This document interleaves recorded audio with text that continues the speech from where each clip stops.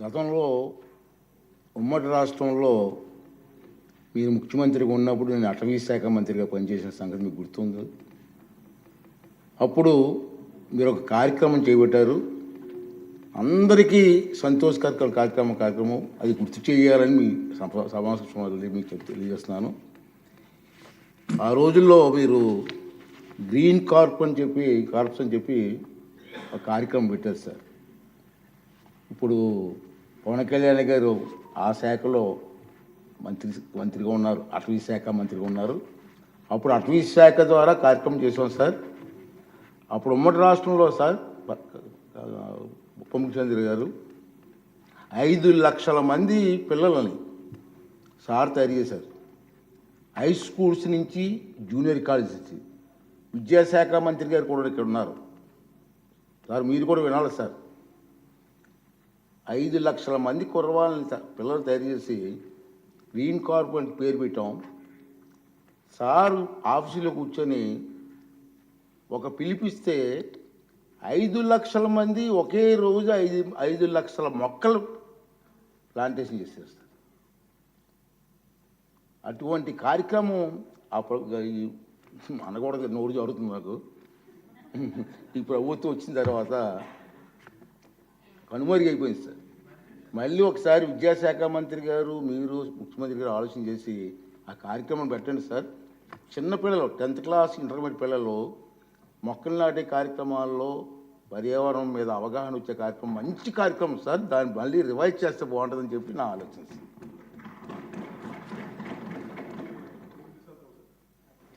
కాదు, ఏది అడిగినా డబ్బులతో ముడిపడింది సార్. నా భయం ఏంటంటే గతంలో ఒక సినిమా ఉంది సార్, జల్సా అని. దాంట్లో హీరో పాత్రధారి ఫ్రెండ్స్ ఎవరు వచ్చినా డబ్బులు అడిగితే ఆ వార్డ్రోబ్ ఉంది, ఆ వార్డ్రోబ్లో చొక్కా ఉంటుంది, ఆ చొక్కాలో డబ్బులు అడిగి తెచ్చుకోండి. సో ప్రతిసారి వెళ్ళను, ఒక్కో ఫ్రెండ్ అడిగితే డబ్బులు కట్టి అక్కడ తెచ్చుకోండి. ఒకసారి ఉంగరం తీసుకుంటూ ఉంటారు. 3 సార్లు అయిపోయి 5వ సారి కూడా వచ్చిన తర్వాత అసలు ఎవరైతే చొక్కా పోయి అతను బయటకు వస్తాడు. ఏముంది ఆ చొక్కా దాంట్లో, బొక్క తప్ప ఏముంది దాంట్లో. మాకు ఇబ్బంది ఏముందండి అధ్యక్ష, ఇది మేము ఏదన్నా అడుగుదామంటే వీళ్ళు ఖజానాన్ని లూటీ చేసి వెళ్ళిపోయారు అధ్యక్ష. వాళ్ళు ఎందుకు ఫేస్ చేయలేకపోతున్నారంటే మన మీద కోపం కాదు, మనల్ని ఫేస్ చేయలేక, మన ద్వారా ప్రజల్ని ఫేస్ చేయలేక. సో మాకు ఉన్న నమ్మకం ఏంటంటే గతంలో కూడా మీరు తీసుకొచ్చింది గౌరవ ముఖ్యమంత్రి చెప్పారు అధ్యక్ష, అది హరితవనం. అది మేము తిరిగి రివైవ్ చేస్తాం అధ్యక్ష. ఈసారి ఒక యునిక్ సొల్యూషన్తో పట్టుకుంటాం. మనకి మొక్కలకు కానీ వీటికి దేనికి సంబంధించిన సరే మన ముఖ్యమంత్రి మీరు కంప్లీట్ సొల్యూషన్స్ అండి. మీరు ఏమనుకున్నారని చెప్పి మీరు గౌరవ అధ్యక్షులు గారు చెప్పింది దీన్ని ఖచ్చితంగా ముందుకు తీసుకెళ్తాం అధ్యక్ష. దీన్ని నాకు భయం ఏంటంటే కొత్త ప్రపోజల్ తీసుకెళ్తే మీరు ఎకనామిక్ సొల్యూషన్ కూడా ఒక ఫైనాన్షియల్ వే అవుట్ కూడా పట్టుకొచ్చి నాకు చెప్పండి తప్ప మొత్తం కూర్చొని నా మీద డమ్ చేయకనే ఉంది. అందువల్ల మీరు చెప్పింది మేము ఎట్లా దాన్ని ముందుకు తీసుకెళ్ళాలని మేము ఆలోచించి వారి దృష్టికి తీసుకెళ్ళి ఇది ఖచ్చితంగా దాన్ని ముందుకు తీసుకెళ్తాం అధ్యక్ష. మీరు చెప్పిన ఒక 10 times ఎక్కువ చేస్తాం అధ్యక్ష.